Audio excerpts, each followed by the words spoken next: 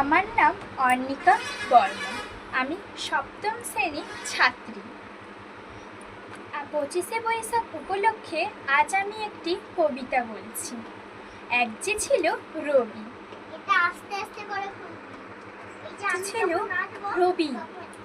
বলতো সবাই তিনি নাকি মস্ত বড় কবি।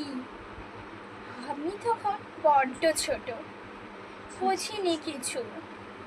শুনেছি তুতিটা একটা দুটো।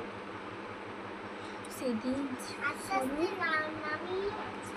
করেছে প্রেমী, এখন তিনি আমার প্রিয় কবিগুরু।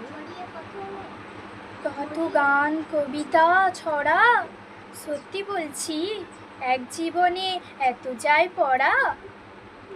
তিনি আমার সঙ্গে চলেন সভাগে বিরহে, আমার হৃদয়ে তিনি সর্বদাই থাকেন। এইভাবেই প্রিয় আমার সাথ প্রণাম নিও। শুভ জন্মদিন আমার প্রিয় রবীন্দ্রনাথ।